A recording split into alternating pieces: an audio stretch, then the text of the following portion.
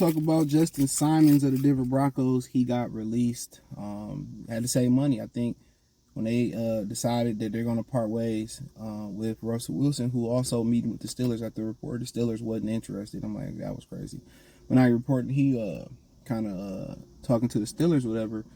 So they got to save money some type of way. Last year they was having a fire sale. Remember the Detroit game, famously, Sean Payton cussed out Russell Wilson. And all that was about real talk. Let me give a life lesson real quick. And I had to learn this a long time. Like, you have to, especially guys that were primarily raised by their mothers, single mother household, you have to learn to check them emotions. You know what I'm saying? Like, you have to teach yourself to check your emotions. If you don't check your emotions, that's how you end up in prison. That's how you end up in domestic violence situations. That's how you end up, beefing in the street. It's emotional. You know, you think about if you see a girl out there with another guy. If you can control the emotion, it shouldn't be, you shouldn't run up on that guy. You shouldn't even run up on him. It is what it is. You holler at her when she goes, like she got a dip, whatever you're going to do. Think about it. Because at one point, the way you feel, the way the rage that you feel, at some point, you know, it'll be a year, maybe 10 years. It might be a day. It might be a couple days. You ain't going to feel that same way at all.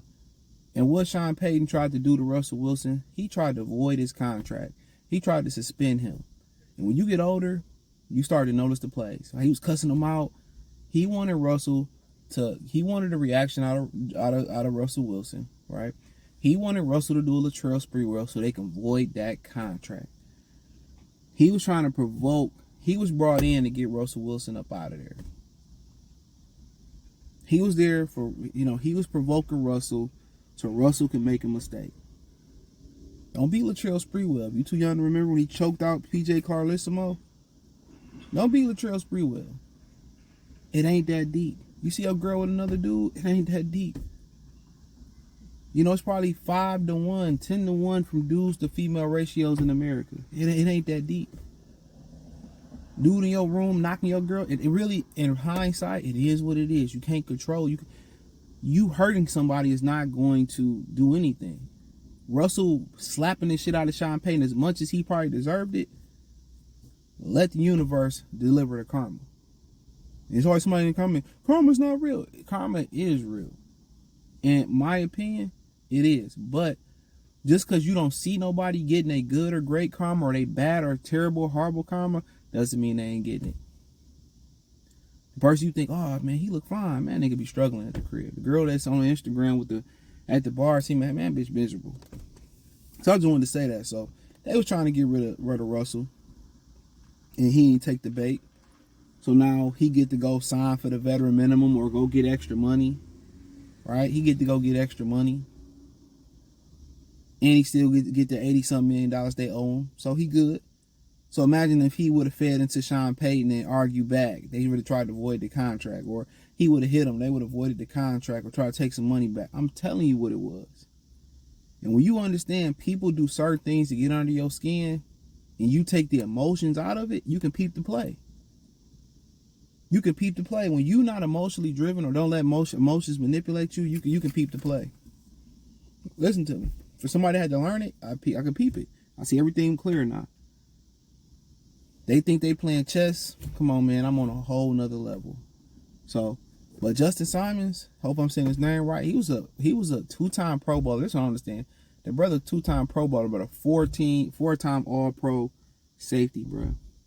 He had 3 interceptions, maybe 3 the year before, 6 before that, 5 before that. He's a pick machine, right?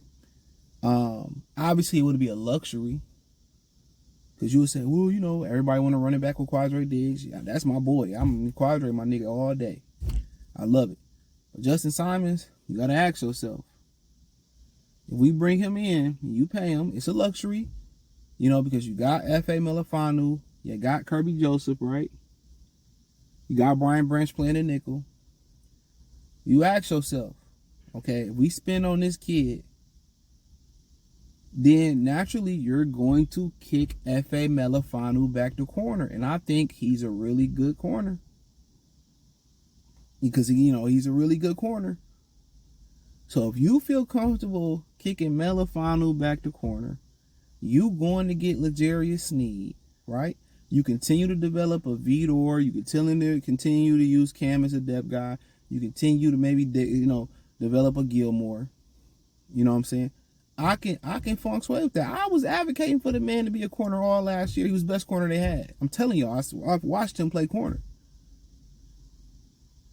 You know what I'm saying? So that in that scenario, I see it happening. Now, could they make the room for like that for Gardner Johnson? Yeah, but Gardner Johnson, the thing about I don't lose Gardner Johnson is because he's the mouthpiece of the team. It's kind of like in boxing where I tell people, man, where the daddy and the promoter can talk and the manager can talk or the trainer can talk, but the gift they gab for ultimate promotion has to come from the fighter. The fighter has to talk shit to get people riled up for the fight.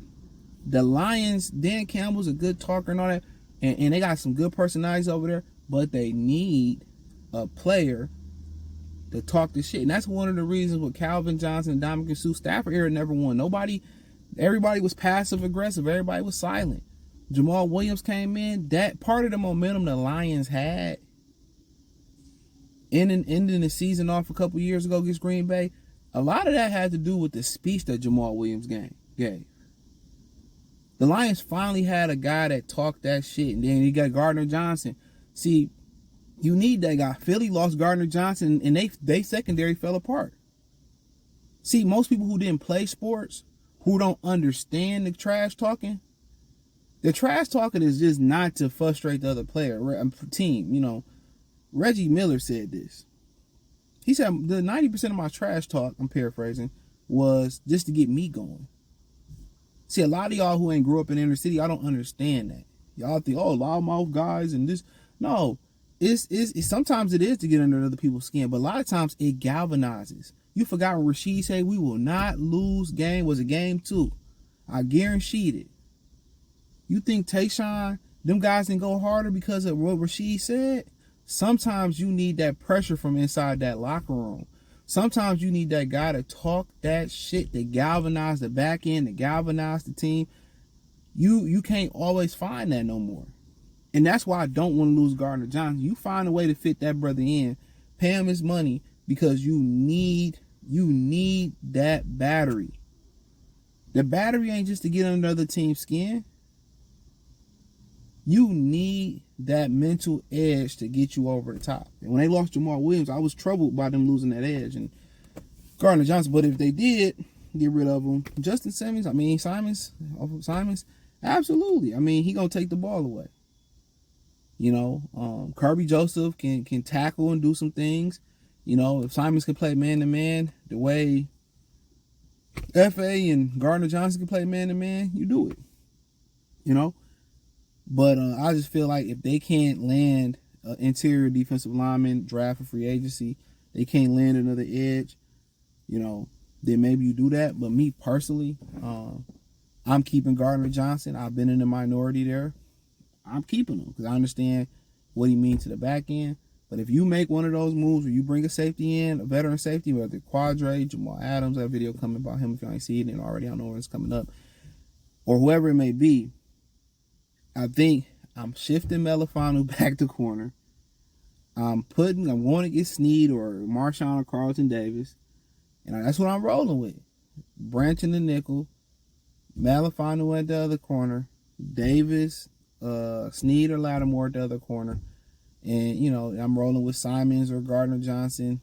And, obviously Kirby Joseph in the back end. So I like the idea. So that's just me personally. But hey, let me know what you girls and guys think, man. Thumbs up the video, share the video, subscribe to the channel. Check out Detroit Lions Talk playlist, more videos like this. Hit the link tree, find me on X, Spotify, Anchor, Cash App, Venmo, PayPal. Appreciate everybody supporting the channel. Best way to support it, share it, subscribe, hit the bell icon button, hit all notifications so you know when I drop a live or do a video. Peace.